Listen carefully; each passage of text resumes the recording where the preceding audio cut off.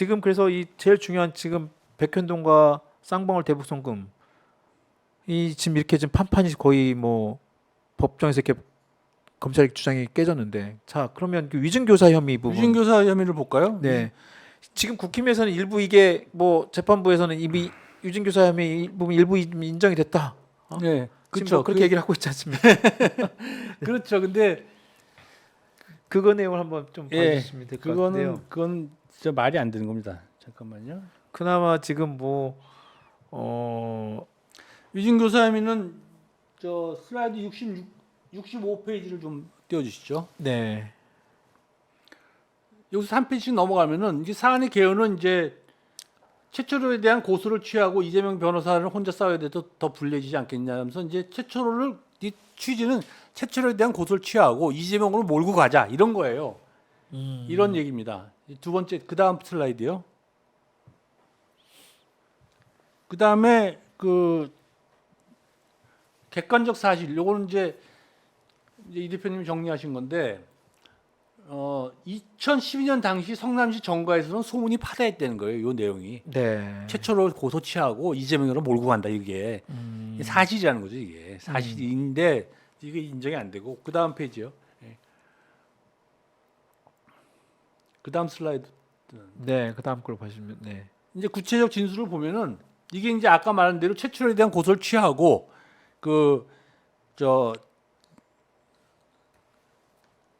취하고 이재명이를 몰고 가자 이거거든요 내용이. 네.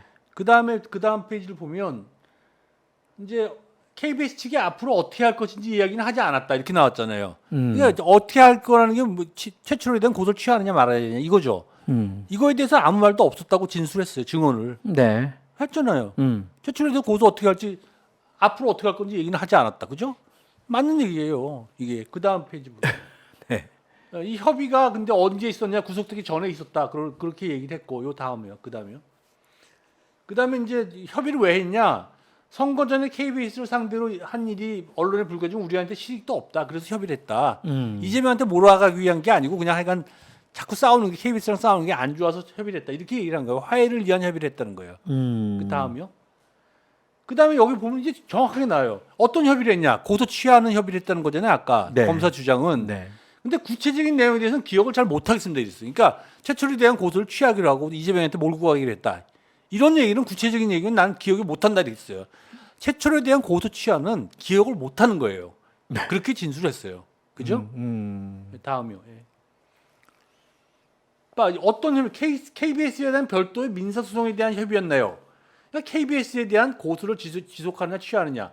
마치 민사소송에 대한 고소를 지속하느냐 취하느냐에 대한 협의라는 증언을 했죠. 좀 애매하게 얘기했죠. 그죠? 근데 중요한 거는 어쨌든 KBS에 대한 것이고 최초에 대한 고소를 취해서 피해자를 몰고 가자는 내용의 협의는 아니라는 거예요.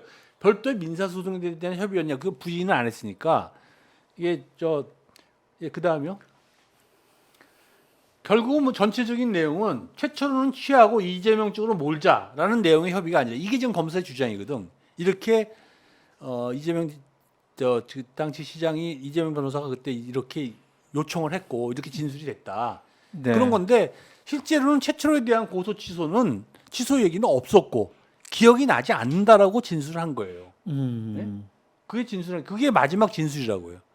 네. 그 마지막 진술이 법 판례에 의하면은 마지막 진술을 기초로 증언을 평가해야 된다고 돼 있단 말이에요. 그러면 마지막 진술이 최초로에 대한 고소를 취하는지 어떤지 모르겠고 구체적인 거 기억 안 난다 이렇게 했으니까 제대로 진술을 한 거고 위증을 한 게 없다고. 그러면 판례는 위증을 안 하잖아요. 위증 피교사자가 위증이 안 되면 교사 책임이 없어요. 그러니까요. 아니 이게 상식적 상판했을 때 위증하지 않았는데 그리고 위증한 게 확인이 안 됐는데 그걸 위증을 교사했다는 내용을 하기가 안 된다는 게 안 판례는 되죠. 위증죄가 성립이 안 되면 네. 위증 교사죄는 성립하지 않는다는 게 판례고 다른 판례는 없어요. 근데 상식적으로도 그렇게 맞지 상식적으로도 않습니까? 그게 맞죠. 예. 그렇지 않습니까? 위증죄가 성립이 안 되는데 어떻게 위증 교사가 그러니까 예. 성립이 되겠습니까? 근데 안 여기서 되죠. 지금 저희 사실 이게 지금 예전 사안 꽤 지금 시간이 지난 내용을 지금 검찰이 다시 끄집어 와가지고 그렇죠. 이게 뭐 대북송금이나 뭐 백현동 사건은 물론 그나마 좀 최근 일이지만 이거는 좀 예전 상황이어서 이게 한 20년 전입니까? 10년 전이군요. 10년 전 2012년 사건이죠. 그러다 보니까 이제 이게 잘 모르시는 분들이 많아요. KBS와 최초로 씨와 김진성 이런 분들이 막 나와서 이게 잘 이 사안을 잘 모르시는 그렇죠. 분들 예, 입장에 보면 예. 이게 도대체 무슨 위증에 무슨 교사를 했다는 거냐라고 또 하신 분도 있거든요. 간단히 그러니까, 그러면 예. 이걸 한번 설명 한번 해주시고 그다음에 했으면 좋겠어요. 그러니까 예. 아니, 그러니까 아까 말했잖아요. 최초로에 대한 최초로가 고소를 어떤- 취하고 최초- 최초로는 PD예요. KBS PD. 이게 KBS PD잖아요. KBS PD가 이제 검사 사칭을 한 거잖아요. 그때 내가 이제 검사다 이렇게. 처음에 이제 그 예. 취재 과정에서 취재 과정에서 이제 이재명 그 대표는 당시 옆에 있었고. 대표는 그 당시 변호사였잖아요. 변호사였고. 이재명 변호사였고 최초로 PD가 예, 그때 무슨 그 취재 과정에서 취재 과정에서 이제 검사 사칭 부분을 예, 사칭해가지고 그게 문제가 됐었죠. 용도 변경 맞습니다. 위법성 그런 거를 김병량의 그 위법한 행위를 맞아요. 그 이제 취재하는 과정에서 취재하는 과정에서 이제 검사 사칭을 했는데 그러니까 그때 이제 이재명 대표가 그 검사 이름을 적어줬다는 거거든요. 그렇죠. 그게 이제 그 사건이 이제 음. 불거져가지고 이게 지금 이제 나중에 이게 위증 내지는 이제 법원에서 그래서 이제 그 재판이 벌어졌죠. 재판이 벌어져 갖고 그 공직선거법위원회에서 내가 네. 위증을 한 사실이 없다 나는 억울하게 누명을 썼다 이렇게 얘기를 한 거예요. 근데 그게 또 허위사실이다. 허위사실 공표에 의한 공직선거법 위반이라고 기소가 된 거예요. 그 위증하고 그 사건에서 네. 이제 그 김진성이라는 애가 저 증언을 한 거죠. 김진성은 누구였죠? 김진성은 아시아 디벨로퍼의 그 측근입니다. 김진성은 김병량의 측근이요. 예. 김병량 그 당시 수행비서였어요. 예, 수행비서. 예. 자, 하여튼 이 부분도 위증교사 혐의 이 부분도 하여튼 결론적으로 보면 위증죄가 성립되지 않는 상태에서 위증교사가 안 돼요. 안 되는. 예. 근데 이 부분에 대해서 좀 뭐 일부 부분 좀 위증교사 혐의가 뭐 인정이 됐다, 뭐 소명이 됐다는 식으로. 소명했다니 그거는 이제 그 유치원 판사님이 잘못 기록을 안 보고 네. 제가 그 녹취록을 봐달라 그랬거든요. 아, 녹취록 네, 보면은 그게 녹취록. 명확합니다. 제가 쓴 부분, 녹취록 쓴 부분을 봐주시면 명확합니다. 이렇게 제가 발표를 했어요. 그렇군요. 이 판사님이 그러겠다, 자기가 녹취록 보겠다 그러셨어요. 네. 근데 기록이 워낙 많고 적어하니까 뭐 안 보신 거야. 그 부분을 못 보신 것 같아. 제가 볼 때는. 그러니까 그 말은 그런 말이 나오죠. 소명이 됐다. 근데 그건 소명이 된 게 아닙니다. 그러니까 위증 교사 부분은 소명이 됐는데 위증 부분이 소명이 안 된 거예요. 위증도 되고 교사도 돼야 되거든. 위증이 아니란 말이에요. 위증이 아닌데 무슨 위증 교사죄가 성립해요? 그러니까요. 안 되는 거죠. 예. 네. 그러니까 저는 이제 의심하는 거는 이걸 따로 기소하겠다 그러잖아요. 네. 이걸 가지고 만약에 영장 실질심사를 재청구를 하면 이것 때문에 또 기각될 수도 있잖아요. 이게 말이 안 되니까. 네. 그래서 이걸 떼어내고 백현동하고 대북송금만 가지고 가려는 거 아닌가 그렇게 의심도 저는 합니다. 지금 그래서 이제 아마 아까 외국환관리법하고 이 위증교사는 떼고 네네. 이거는 일정 부분 이제 더 이상 뭐 다툼의 여지가 별로 크게 없다고 볼 수 있고 네네네. 그나마 이제 지금 검찰에서 보강 수사에서 좀 할 수 있는 여지가 있는 게 백현동하고 아까 그 말씀하신 대북송금과 관련된 부분을 좀 더 네네네. 보강해서 뭐 진술서 포함해 가지고 하겠다는 건데요. 결론적으로 하여튼 그럼 이번에 유 판사 천 판사가 그 쭉 정리한 내용들 아마 보셨고 했을 텐데 그런 네네. 향후에 이제 이재명 대표가 그런 방어권이 필요하다. 네네네. 방어권의 어떤 필요성 부분과 함께 뭐 증거인멸 이 부분은 뭐 당연히 뭐 할 수 있는 여지는 없고 이미 그 1년 넘게 몇 년 동안 이렇게 털어서 나온 수많은 어떤 증거는 이미 다 검찰이 다 가장 상태에서 그렇습니다. 예. 여기서 증거인멸할 부분이 더 뭐 얼마나 없죠. 예. 있겠습니까? 그리고 아까 말씀 저희가 나눈 것처럼 불구속 수사 원칙이라는 그런 네네네. 부분, 불구속 수사 원칙을 그러니까 배제할 정도의 어떤 그런 구속 사유가 없다라는 네, 그렇습니다. 부분이 예. 있다는 거. 변호사님 입장에 보면 그래서 이번에 판결이 이번 갖는 어떤 뭐 의미라 할까요? 어쩔까요? 그런 부분을 좀 평가해 주시면 어떨까요? 그러니까 이제 불구속 수사의 원칙이 어디서 왔느냐? 무죄 추정의 원칙에서 왔다는 겁니다. 제 주장은. 네, 무죄 그리고 추정 원칙에서. 무죄 추정 판례가 또 저 헌법재판소 판례가 많이 있고. 네. 그러니까 영장 실질 심사 단계에서도 무죄 추정의 원칙이 적용돼야 된다. 그래서 무죄 추정의 원칙은 불구속 수사 원칙을 또 내포하고 있는 거거든요. 네. 무죄가 추정되니까 불구속해야죠, 당연히. 그렇죠. 그러니까 불구속 수사의 원칙을 쉽게 버려서는 안 되고 무죄 추정의 원칙에 나온 판례는 뭐냐면은 직접 증거에 버금갈 만한 사유가 있어야 된다.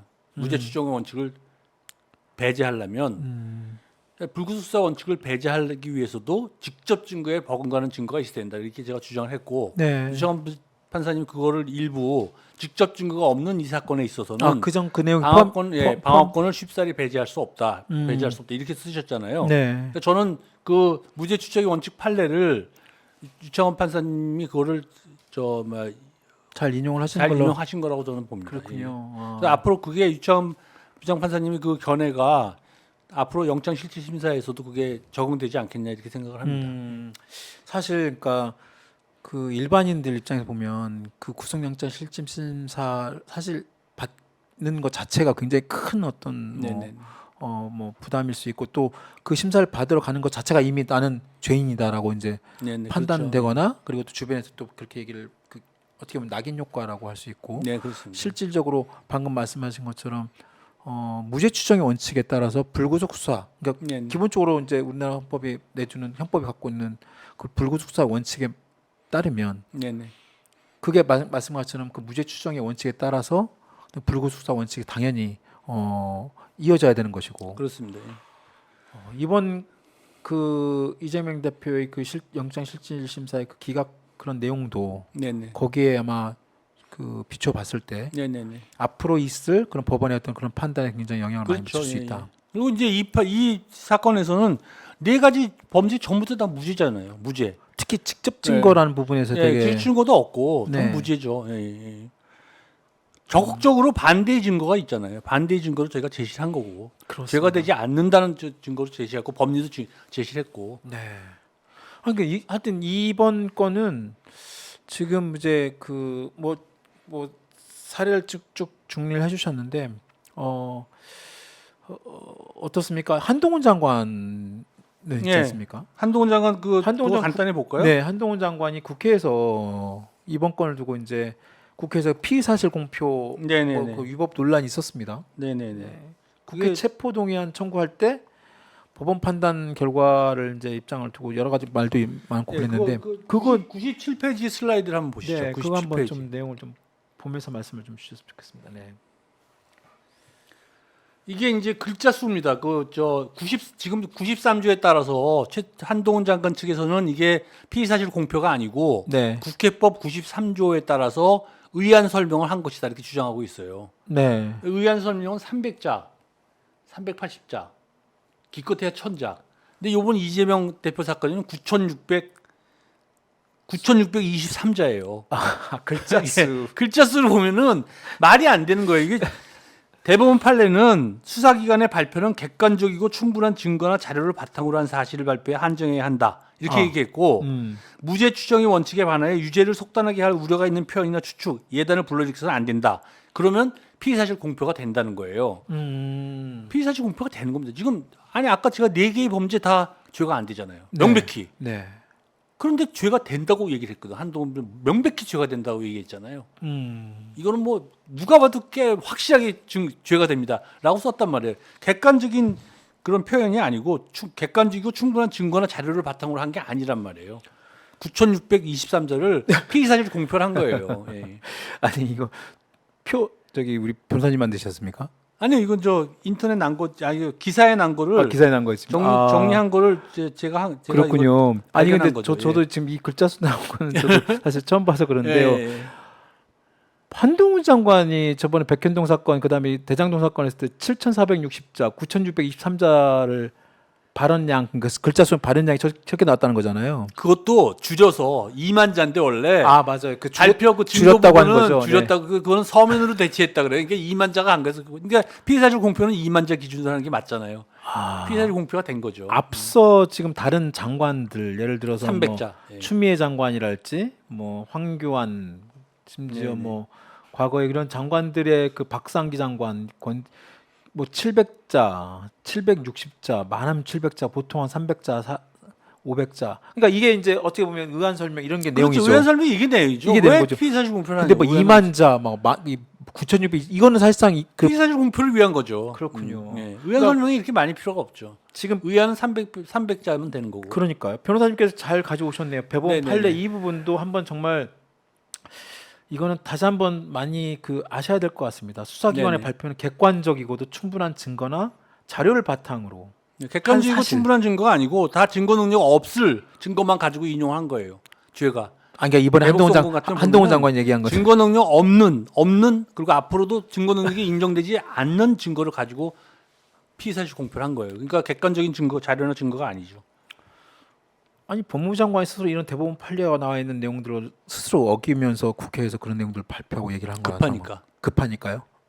그게 구속 꼭 시켜야 되겠거든. 그러니까 그냥 이런 범죄 행위를 저지르는 거죠. 제가 볼 때는. 한동훈 장관이 9,623자 의안 설명은 300자면 되잖아요. 그러니까요. 참. 그 앞으로 이제 거의 저희 이제 1시간이 좀 넘었습니다. 네. 뭐 하다 보니까 금방 또 1시간이 훅 지나가는데 좀 정리하는 차원에서 이번 사건에 이제 변호인 이렇게 참여를 하셨고 네. 네, 이번 사건이 지금 본 재판도 아직 시작도 하기 전에 그렇죠. 예. 이번에 이제 영장 실질 심사만으로도 지금 오늘 있을 이 강서구청장 선거 포함해 가지고 앞으로 있을 여러 가지 정치적인 어떤 이벤트나 아니면 향후 내년 있을 총선까지 이런 정치 사회적 파장이 굉장히 큰 어떤 그 판단으로 나왔습니다 법원에. 네네. 그리고 또 우리 그 자리에 또 우리 변호사님이 그 자리에 계셨고 뭐 아까도 뭐 일부 말씀을 나눴습니다만 또 검찰에서는 뭐 재청구 뭐 이런 얘기도 지금 저울질하고 있는 것 같고 그 시기는 뭐 12월 달 얘기도 나오고 있고 막 하고 있는데 네네. 전체적으로 한번 이제 변호사님께서 이번 사건에 대한 여러 가지 소회도 한번 좀 정리 한번 해주시고 앞으로 이것이 검찰이 또 향후에 이런 네. 또 이런 재청구 등 이런 스탠스에 대해서 또 변호사님께 생각하시는 내용들 한번 좀 말씀해 주시면 어떨까? 그 이재명 대표 사건에 관해서는 전에 제가 쭉 말씀드렸듯이 그 5개 지금 기소돼 있는 거잖아요. 네. 그것도 다 법리에 어긋나고 말도 안 되는 기초적인 이론에 어긋나서 지금 다 기소를 한 거예요. 그때 대장 이번에 4건도 마찬가지고 네. 9건이 다 법리에 전혀 근거가 없는 그런 걸 가지고 지금 수사하고 기소하고 막 진술만 그냥 여기저기 그냥 억지로 붙여갖고 네. 나쁜 사람이다 이렇게 만들어서 보도하기 위한 용어로만 한 거예요. 법리적으로는 전혀 근거가 없어요. 네. 이해관계 충돌은 무슨 저 인과관계가 없고 배임죄는 무슨 아까 말한 대로 제3자 손해죄를 배임죄라 그러지 않나. 뭐 전혀 그 말이 안 되는 그런 이제 저 했기 때문에 네. 이제 이걸 가지고 계속 그 이재명 대표를 이렇게 몰아세운 거는 이제 검사가 자충수를 두는 거죠. 물론 이제 이재명 대표 측에서도 저쪽은 검사가 몇십 명씩 들러붙는데 이쪽은 변호사가 한계가 있잖아요. 이번에도 기껏해야 6명, 저쪽은 10몇 명이 나왔는데 10명 정도 나왔는데 여기는 6명 나와서 그냥 그것도 이제 또 일부는 또 잘 못한 좀 많이 관여 못하는 그런 분도 계시고 하여간 힘들죠. 싸우나기 힘든데 네. 그래도 뭐 진실이 내가 볼 때는 이재명 대표 쪽에 있는 것 같아요. 그래서 그 뭐 잘 진행되지 않겠느냐. 그리고 검사가 이런 행동을 하면 안 되고 이번에 검사 불법행위 방지 TF팀이 10월 6일 날 네. 민주당에 결성이 됐어요. 그럼 이런 거 먼저 해야 돼요. 한동훈 이 피사실 공표죄 탄핵 같은 거 네. 거기서 불법행위 저지 타스크포스 팀이니까 이런 거 해야죠. 그래갖고 좀 민주당이 당당하게 싸웠으면 좋겠어요. 저는. 그렇군요. 진실은 이재명 대표 쪽에 있다. 그리고 향후 검찰에 대해서 민주당이 좀 더 당당하게 싸웠으면 좋겠다. 네네네. 그런 말씀을 주셨군요.